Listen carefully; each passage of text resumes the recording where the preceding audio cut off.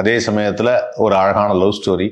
அந்த அழகான லவ் ஸ்டோரியில் கமர்ஷியல் எலிமெண்ட்ஸு, ஃபைட்டு, பாட்டுன்னு எப்பவும் போல இந்த படம் வந்து ஒரு காலகட்டம். இந்த படத்துடைய இயக்குனர் திரு ஆர் சுந்தரராஜன் அவர்கள். ஆர் சுந்தரராஜன் அவர்கள் வந்து பார்த்தீங்கன்னா ஆரம்ப காலகட்டத்திலேருந்தே இல்லை, மோகன் சார் வச்சு படம் எடுப்பார், சிவகுமார் சார் வச்சு எடுப்பார், அதுக்கப்புறம் விஜயகாந்த் சார் வச்சு வைதேகி காத்திருந்தால் ஆரம்பித்தார், மறுபடியும் விஜயகாந்தை வச்சு வைதேகி காத்திருந்தாலுக்கு அப்புறம் இந்த படம் அம்மன் கோயில் கிழக்காலே பண்ணார். இந்த படத்தில் உள்ள ஸ்பெஷாலிட்டி அப்படின்லாம் பார்க்குறப்ப என்ன அப்படின்னு பார்த்தீங்கன்னா, ஃபஸ்ட்டு சொல்லணும்னா கேப்டனுடைய ஸ்டைல்.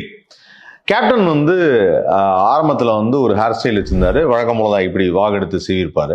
அந்த மாதிரி ஏராளமான திரைப்படங்கள் வந்து பண்ணிட்டு இருந்தார். அவர் வந்து தன்னுடைய ஹேர் ஸ்டைலில் திடீர்னு கேரக்டர் அந்த மாதிரி விக்கெல்லாம் வைப்பார்.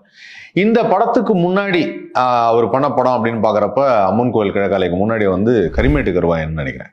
அந்த படத்துலலாம் வந்து ஒரு விக்கு தான், ஒரு மாதிரி ப்ராப்பர் விக்குன்னு வச்சுருப்பார்.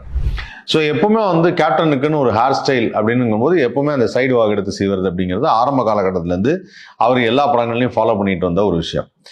அம்மன் கோயில் கிழக்காலையில் வந்து ஒரு சேஞ்ச் ஓவர் ஒன்று பண்ணியிருப்பார். அந்த சேஞ்ச் ஓவர் என்ன அப்படின்னு கேட்டிங்கன்னா ஹேர் ஸ்டைல்.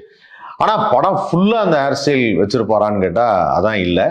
இந்த படத்தில் ஒரு பர்டிகுலர் ஹாஃபுக்கு மேலே ஒரு ஹேர் ஸ்டைல் வச்சுருப்பார். ஆனால் இருந்தாலும் அந்த பழைய ஹேர் ஸ்டைலில் ஷூட் பண்ண சீன்ஸ் எல்லாம் பின்னாடி அங்கங்கே வந்துட்டு போகும். அது என்ன அப்படின்னு பார்த்தீங்கன்னா, கரெக்டாக வந்து இந்த படத்துடைய கதை அந்த மாதிரி ஒரு அமைப்பு. இந்த படத்துடைய கதை ரொம்ப சிம்பிளான ஒரு கதை தான். அதாவது ஒரு ஊரில் ஒரு பெரிய பணக்காரர் ரவிச்சந்திரன். எனக்கு அவர் வந்து ரொம்ப பிடிக்கும். நம்ம வந்து காதலிக்க நேரமில்லை படத்தில் வந்து பார்த்துருப்போம். அதுக்கப்புறம் நிறைய படங்களில் வந்து அப்பா கேரக்டர் பண்ணுறது, வில்லன் கேரக்டர் பண்ணுறதுனா ரவிச்சந்திரன் வந்து ரொம்ப அருமையாக பண்ணார். அவருடைய வாய்ஸும் ரொம்ப டிஃப்ரெண்ட்டாக இருக்கும். ஸோ நல்ல ஒரு மாதிரி ஒரு கட்ட குரல்னு வாங்கலாம். அந்த கட்ட குரலை வந்து நான் என்ன சொல்கிறத கூட கேட்குதா இல்லையா அப்படின்னு. ஸோ அந்த வாய்ஸில் வந்து ஒரு என்ன சொல்கிறதுனா ஒரு கம்பீரமும் இருக்கும், அதே சமயத்தில் கொஞ்சம் அப்படி லைட்டாக ஒரு ஸ்ட்ரெஸ் இருக்கும்.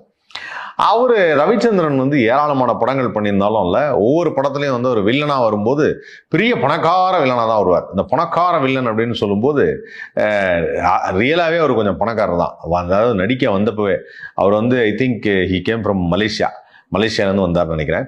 அவருடைய பூர்வீகம் மலேசியா. பட் இங்கே வந்து செட்டில் ஆகிட்டார், படங்கள்லாம் நிறையா பண்ணார். ஆனாலுமே வந்து ஒரு ரிச் மேன் அவர். ஸோ அவர் வந்து இந்த படத்தில்